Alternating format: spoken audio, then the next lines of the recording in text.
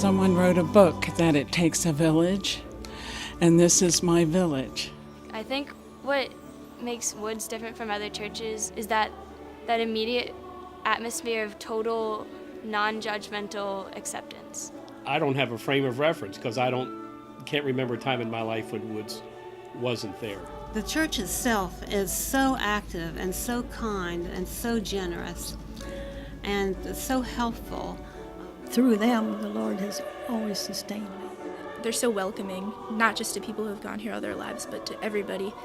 It's just people say it's such a big place. Well, to me, it's my comfy home. It's mine. It's my very own home. The music is fantastic, and the ministries are great in this church, and they always will be. It was a wonderful church for a teenager. We had tween teens on Friday nights. It was our social center for the young people, really. At Woods, the programs were sort of geared for young people as well as adults. The fact that they are concerned about the community. I told someone it was like a group hug of the faithful when there's trouble. There's nothing like Woods.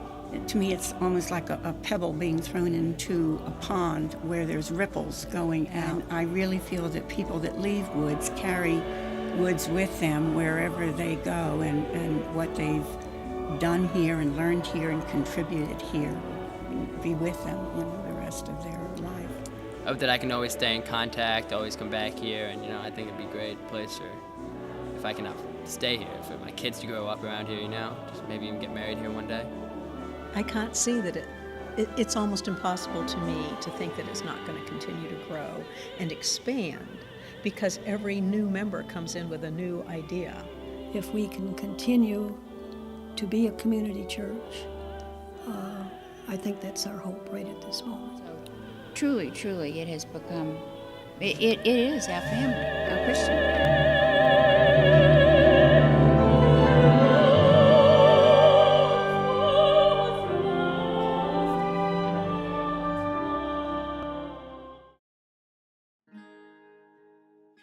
Very enthused was I about Woods when I came. It was small, only about 300, but they had a Bible class, and the men and women were invited. Dr. Gene Trenton was the teacher, and it was so marvelous. It had been the first time I'd been in a group where I felt the people were educated and knew a little, could really share very well. But we kept hearing all about Woods. We met our neighbors, went to Woods, the friends that we met went to Woods. So then we started coming to Woods. And then I married her, and she made me come here. At first, it was very close to my home, just a few blocks away. I lived over on Hatton Drive. And secondly, the children's programs. We had 4 children, and they really enjoyed the Sunday school here and participating in the activities. Why did we come here in the first place? When we moved down here, you had to come to the Woods or the Catholic Church. That was the only churches in the area. As I grew up, and we had our kids, all our children were baptized here, and just became very active, and I loved, especially with our daughter, who became very active with the youth group, and I just thought that was great, and I loved all the ministers. They've always had an outreach for children here at Woods, and I was drawn because of that, and I was in the school system, and at Woods, the programs were sort of geared for young people as well as adults. The day that we came here, the first day we came, we asked to join they had little cards in the pew. They said, "What would you like to do?" And we said we'd like to work with the youth group. The next week, we were working with the youth group. Over a period of time, we worked with the youth group over 17 years.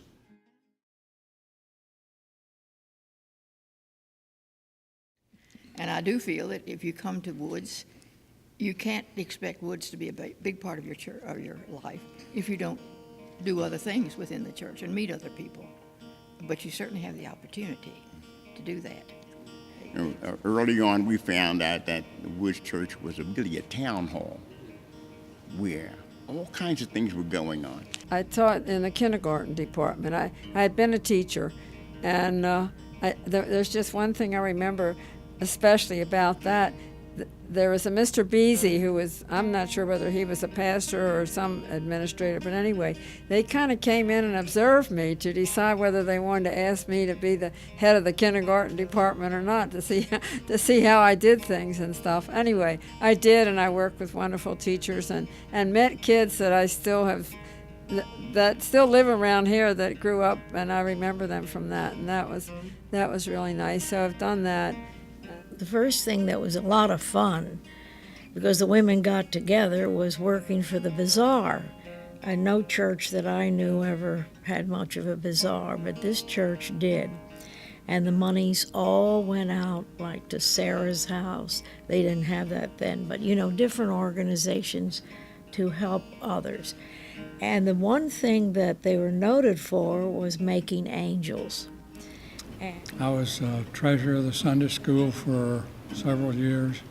I was on the session that we had, which was elders only in those days, and was clerk of session for a couple of years, and delivered Meals on Wheels, among other tasks that we should not call a task, but an honor. I taught to second grade, and I think I was always in on Sundays with the kindergarten children, or any time they had events for children, special events. And finally, in around 1988, I became the superintendent of the Sunday school. Well, I was a deacon for one term, and I enjoyed that. That was, I enjoyed meeting people and going out and visiting with them. And then I was on the children's committee, that was a lot of fun too. And I've been an usher for, I don't even know how long, just seems like forever. So that's pretty much what I do. I was on the session, and I got involved with Sunday school, because I've always liked that. Ministers get a calling. I didn't get a calling to that, but I guess I got a calling to Sunday school. I used to work as one of the trustees, which grew into the rehabs that do the work today. As you work in small groups with the people in the congregation, you get to know them just as we do in our Christ Care group on a whole different level than you do when you just see them on Sunday morning. I went to the Christian Aid Committee to ask them if we could have a men's Bible study class. That's been over 20 years ago. All right. Today that class still meets with a population of about 65 that are on the roll, and we have about 30 that come every Sunday at 8 o'clock in the morning. Okay, it's our way of being together and our way of having our own little, quote, Christ Care group where we can minister to each other as well as talk about, I don't want to say things that women won't understand, but in a different manner than other people do. And it's very interesting. And it's been a godsend to me. I mean, I wouldn't miss it. If I'm in town, I just don't miss it. But I know as I guess in junior high, I was in the choir and of course going to Sunday school. Ruth Motley was the first Sunday school teacher that I can recall right away. My dad was involved with the ushers, and so I was immediately drafted for service there. I help out the Christmas Bazaar with Just for Kids, and that's so rewarding. I love the disciple classes. I went 7 years, and that's every disciple class is a year. I was an elder under Bill Harvey's time here, and later on I was an elder under Dr. Shane. Related also was a deacon for a session. And then after we retired, we got into mission work, going to the nursing homes and retirement centers, and we have a worship service at Genesis once a month. Well, we've both enjoyed being members of Woods, and we've gotten a lot more out of it than we've contributed, but Susan made the kneeler, the crocheted needle point for the kneeler. I've done some woodworking around the church, and I've enjoyed working with the rehabs on Thursday. And I've been an elder. Susan served as an elder a couple of times and as a deacon. So we've always been involved with the church in one fashion or another.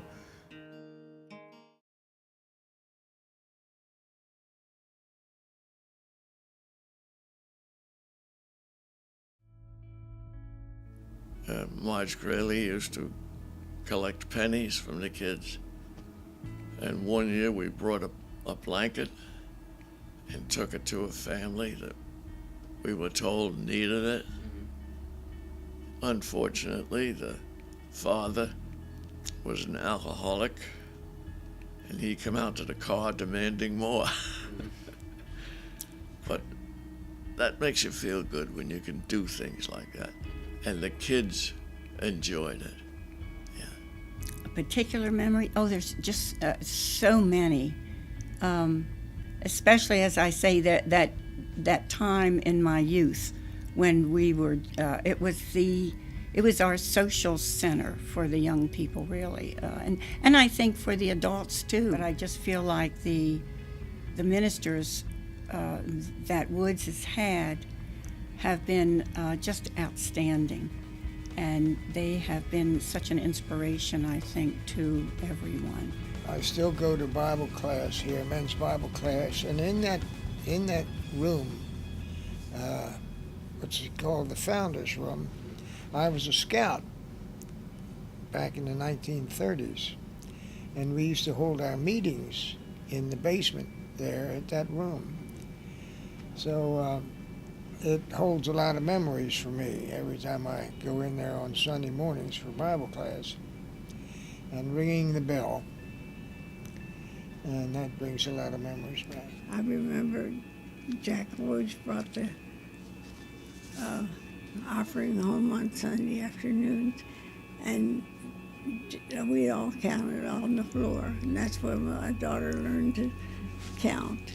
And Terry Shaner came to Woods just after we moved to Severna Park, and I used to pass. He lived right around the corner. I used to pass him on the street, and he made this comment, "Sometime I'm going to make you feel guilty enough to come to church." And I made the decision one day to have lunch with Terry Shaner to say, you know, I don't like all this religious stuff, but there's got to be some secular stuff that I can do. I could say that was a big mistake, that you should never have lunch with a pastor and volunteer for anything. But it didn't turn out to be a big mistake. And that's where I started. I asked, and he found a task for me in relocating some Vietnamese, and then Gail Gillespie made the call on a Friday night saying, we need someone to teach confirmation because all our confirmation leaders had quit. And I said, you got a rookie here. I don't know what this black book looks like. Anyhow, and it started like that. And it's, that whole idea of the camel putting his nose through the edge of the tent. I did that and found out that every time I put my nose in, I got farther and farther in and got more and more rewards from it. Sidney Crane, our minister, after the confession that we do as part of our liturgy, he did a forgiveness section of the liturgy, and it hit me that Jesus died so that I didn't have to feel guilty, and it was a turning point in my life. It's all a special memory to me. I mean, I can't tell you that there are times I come in here and it's the sweet moments that take me away. Okay, it's not the hard moments, but there are times in here that I know where I have been and what I am now is because of what happens here. Recently, Polly Wilson called me to remind me to go to Esther's Circle on Thursday morning, and I couldn't go because I was taking my sister to chemo. And she called me on a Tuesday and she said, you know, once a month on a Wednesday night, we have a wellness service in the sanctuary, like at 7, something like that. And I said, my sister isn't Presbyterian, she's Catholic. They said, it doesn't matter. So she says, I'll call you right back. In the meantime, I called my sister. She said she would go. And we got here. And they gave us each a prayer shawl, me because I was a caregiver. It's a very moving service. It is unbelievable. I put her back in the car and took her home, and she slept under her prayer shawl. Well, the next time she goes to the hospital for chemo, they always take her blood to see how the chemo has been reacting on her from the week before. And she had no cancer enzymes, none. And to this day, and that's been well over a year ago, and she does not have, or is not showing any cancer enzymes. They take her now, they were taking her once a week to check, and then once a month, and now it's every 4 months. And there is no sign of her cancer enzymes at all. It is incredible. It is. And this is my rock. And every time I come and every service I go to, it emphasizes that.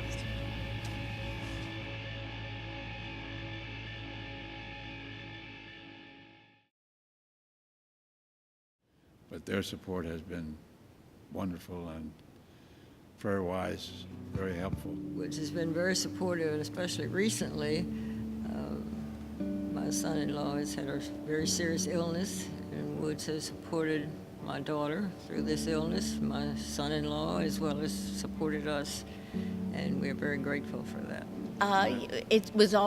It's my rock here, you know. This was in, I many times I would go to Terry Shaner and I would ask his advice about things, and he was always there to explain to me or help me and guide me. How about you, honey? I agree. I mean, it's pretty much the same thing. It was a place that if you needed advice, you needed prayer, this was the place to come. And we have had terrible tragedies in this congregation. We've had national tragedies. When 9/11 came, you cannot imagine how people crowded into this church. And we, fortunately, have the reputation of being very, very caring and very, very compassionate. And I told someone it was like a group hug of the faithful. When there's trouble, there's nothing like Woods. But individually, the more you participate, the more you're going to get back. And that is a characteristic of Woods. We've attracted the socially active, I think, and the people who are willing to participate. And it's contagious. It just grows and grows. Well, we always knew that they would be there. I know Bob had open heart surgery in 1985, and I was down in Washington, and in the waiting room, and I got a phone call. It was from Terry Shaner. Wanted to know how Bob was doing, and I said, well, he hasn't come out yet, but I will call you as soon as he comes out of the operating room. And he came out, and I'm ready to put then a quarter. And the telephone and a voice said, save your quarter. And Terry had driven all the ways down. We went down and ate in the cafeteria. But just the fact that we know that if anything happens, we've got all these people who will step in and help. The most notable times come through my brother's illness.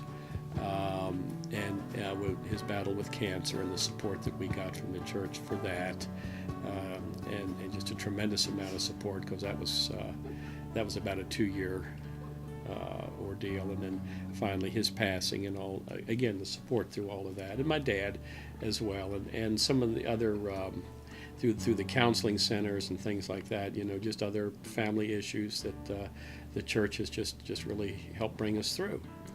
And so those are, I guess, some of the more memorable.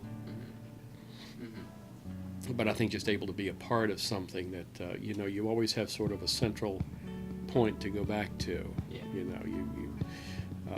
If you think you're losing your way, you can just turn around and see where you've been, see where the anchor is, and, then you know.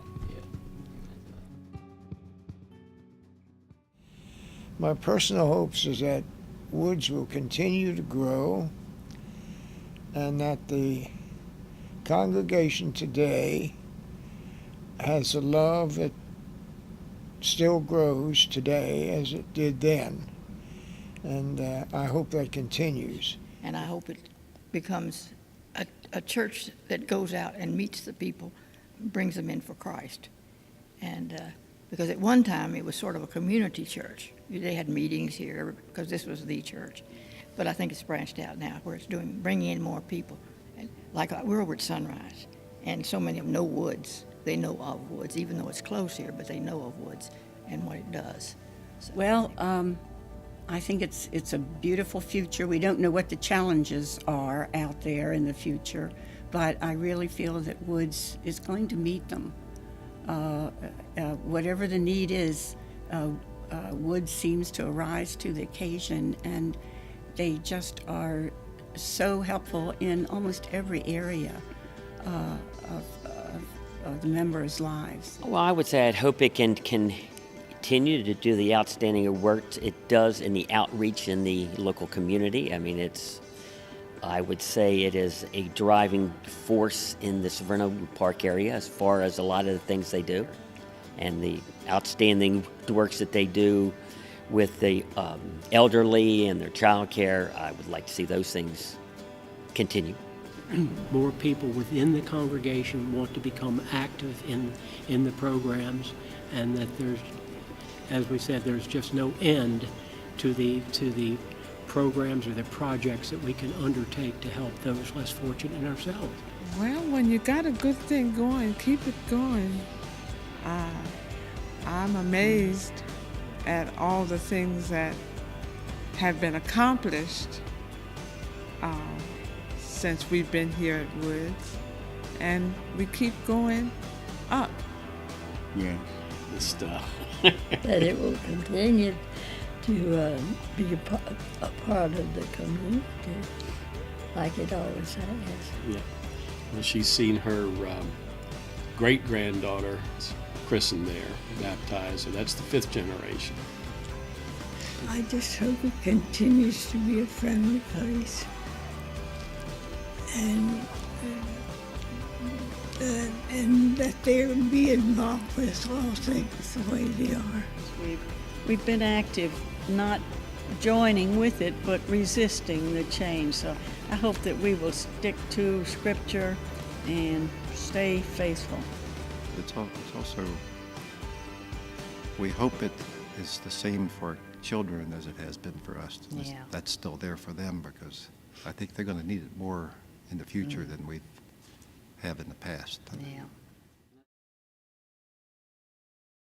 And all the children here seem to be very enthusiastic about the programs we have, just like when they come into the main service at times, and they seem to be very enthusiastic about it. So I think it's really a great place for the kids to get started with the religion. You hear all the things at church about how Jesus is good and everything, but I found Woods, and through the mission opportunities like Woods work, it really gives you an opportunity to put your faith into action. It's given me so many different opportunities to work with people I never thought I would have ever come in contact with, and it's giving me so many chances just to get out in the world and have impacts on people as well as just spiritual changing that I don't think I could have found anywhere else. Well, the impact has been really great. It hasn't been just a place where I can go every Sunday morning. I grew up in this church, so, it's like my youth group. It's been a place where I can just go, just to hang out with all my friends. It's really where I met all of my friends, so it's been a real core place for me. And we came here for Joy and Laughter service. Just ever since then, just the atmosphere was just amazing. Like, I think what makes Woods different from other churches is that immediate atmosphere of like total non-judgmental acceptance. Well, I think one of Woods' definite strengths is like the ministry, the youth ministry. Like the leaders, like Brendan and Gwen and all of them, like basically everyone I've encountered as far as the youth ministry goes have been awesome. Like Steve Ansett, obviously, like everyone knows who they are, but just all of them, like, and their just desire to like get to know everyone, like just be really productive for the church. That's definitely one of the strengths, and I don't know, just like their dedication, I think. The first thing I got involved in at Woods was Great Escape, and that led me into getting confirmed here. I went through confirmation, and I also got baptized when I was around 13, and I got involved in the youth groups, and I helped started teaching confirmation for the younger kids, and I helped lead church services here. Winter relief is one really important thing. I was head of the youth part of it last year, and we house homeless people, and their stories are just so like, they go against every stereotype about homeless people that you could imagine, and just getting to know these people is really special. I was a puppeteer for like a few years. I led middle school Sunday school. I led Vacation Bible School. I went on the Great Escape as a counselor. I went on the Great Escape as a camper. I did Fun in the Sun. I did Woods work group leader, small group leader. I got confirmed here. Went to Sunday school here. I don't know, just a bunch of stuff, For Woods, I really want to see us to keep growing like into the community and reaching out to others and getting them to join Woods, because it's life-changing and it's a really good experience. I think the legacy of the church is letting kids know that they are important and they have a huge impact on other people's lives. Because if you ask any adult who's not really involved with youth what they think 120 youth can do, they'll be like, I don't know, probably sit around and cause trouble. But then if you see like the fifth work day at Woods Work, you see these houses, like 3 houses go from the dirt and a foundation to 3 constructions that actually look like real houses.